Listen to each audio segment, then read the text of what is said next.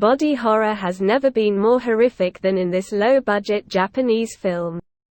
Exploring how Shinya Tsukamoto created a defining work of body horror with barely any money at all, it's hard to define what exactly is so appealing about body horror, but few have done it as effectively as Shinya Tsukamoto when, with barely any money at all, he directed one of its masterworks.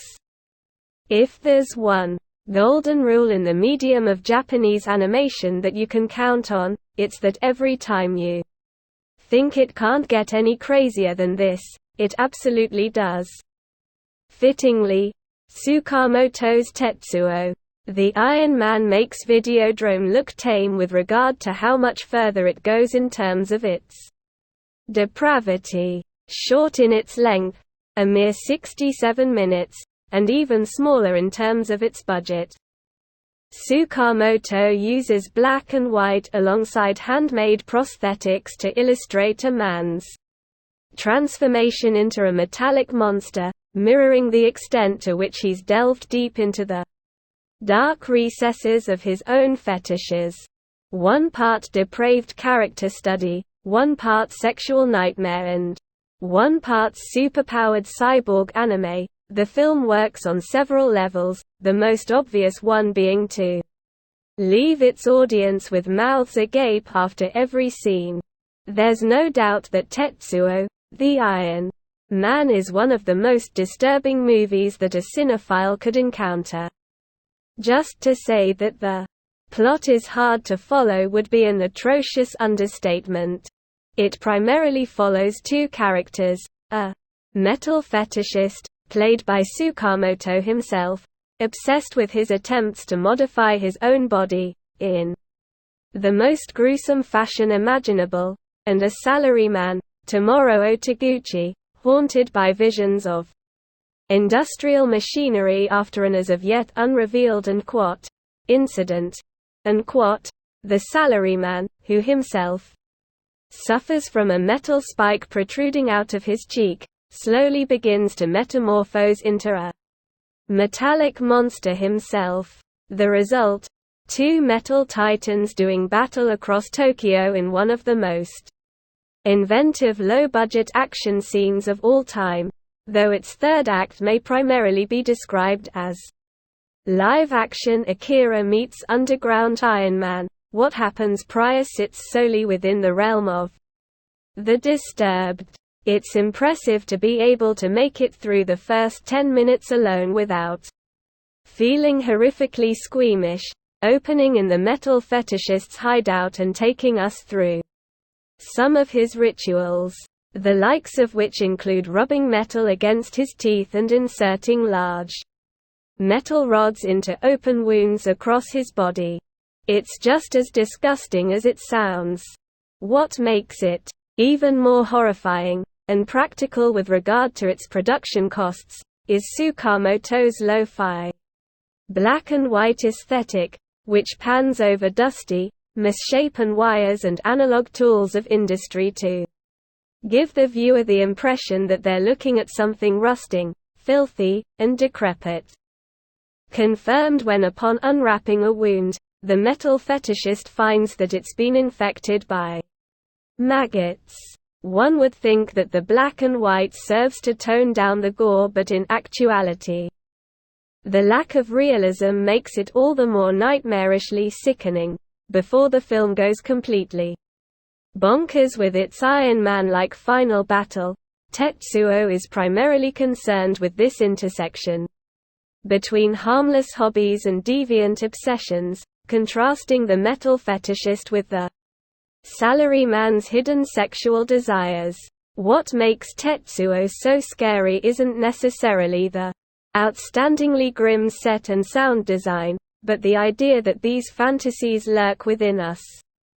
As the salaryman, at first showing no relation to the metal fetishist, starts to slowly adopt an increasingly metallic appearance, it's only when his fantasies begin to manifest in a sexual context that the transformation is accelerated. In his dreams, his wife sodomizes him with a metallic hose. Later on, his penis is transformed into a drill. Yes, you read that right. Like the films of David Cronenberg, however, the transformation is far from substance-less. His metallic transformation can rather be interpreted as a metaphor for his first exposure to a bizarre and unfamiliar fetish which he is disgusted to discover that he enjoys. The salaryman's girlfriend, Kei Fujiwara, meets her end when, after falsely believing that she's killed him, she impales herself on his aforementioned drill, symbolizing how the embracement of his newly adopted sexual fantasy has led to her demise. Whereas previously one would be pardoned to think that there couldn't be any intersection between an obsession with metal and sex, Tetsuo is ultimately a movie about hidden fetishes and how they have the dangerous potential to consume not only us, but those closest to us as well. After it's revealed that the incident that the salaryman and his girlfriend previously mentioned is in fact running the metal fetishist over with their car, and attempting to cover it up, the salaryman's transformation into the Iron Man becomes complete. The metal fetishist, himself transformed and seeking revenge, engages the Iron Man into a battle that wreaks havoc across all of Tokyo, the likes of which Tsukamoto shoots like a live-action anime, complete with crash zooms, stop-motion animation, miniatures, and one of the most nauseating use of slowly taped prosthetics ever put to screen. It's a lesson for filmmakers of any level of experience, showcasing how much can be achieved in terms of large-scale action through hard work and barely any money at all. None of this would be possible had Tsukamoto not ingeniously masked these low-budget practical effects with his horrifying black and white cinematography, illustrating how embracing a film's low-budget limitations can produce a genre-defying work of art. At the end of the climactic battle, the salaryman and the metal fetishist merge into one massive being of metal, uniting with one another through what appears to be the symbolic unification of their fetishes. The film ends with the new being vowing to turn the entire world into metal. Though the ending spells certain doom for humanity given their power, there is something rather endearing about these two conflicted figures, cast out from society for their garish desires, finding solace in one another even if it means turning against the rest of the world as a result. Is Tetsuo, the Iron Man, secretly a romance? Absolutely not. However, given the theme of sex that runs throughout, it's hard to divorce the union of these two enemies from romance altogether. If there is one thing that is certain, it's that in spite of being a mere 67 minutes long, it is one of the most difficult and complicated movies you will ever have the pleasure of sitting through.